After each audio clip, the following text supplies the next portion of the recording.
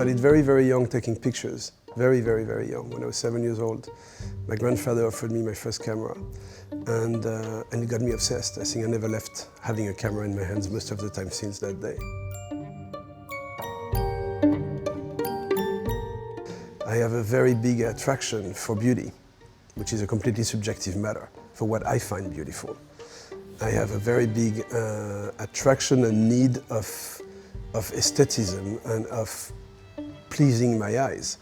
And I think I've always managed to, as soon as I could control it, surround myself with things that please my eyes or help them please my eyes.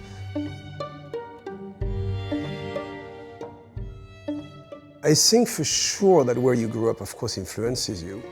And Paris, amongst many other places in the world, offers you tremendous quality of history, of architecture, of beauty. And unconsciously, one can't go around without noticing it and without getting it in. I think we live in a beautiful world, but that one's eyes can make even more beautiful.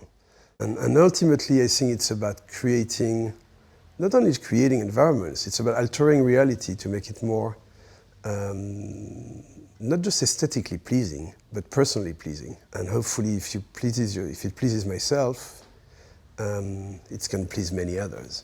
I guess I have a lot of freedom, yes. I do think I have a lot of freedom. I think freedom is something you shouldn't take for granted, and you have to keep acquiring it every minute and every day. And of course, one has to compromise when one works on a commercial topic. But that's in general, that's overall, that's not just me. That's the designer, that's the house, that's the photographer, we should say, that's all of us. But at least when I started a creative process, I started with complete freedom. I listen to what the designer's inspiration is. I look at what they've created, the collection, or I look at their inspirations before creating it. And then when I have to come up with a proposition on how to show it, whether it's a fashion show, an exhibition, or anything, when I come back with a way to enhance it, I first try to come back with complete freedom.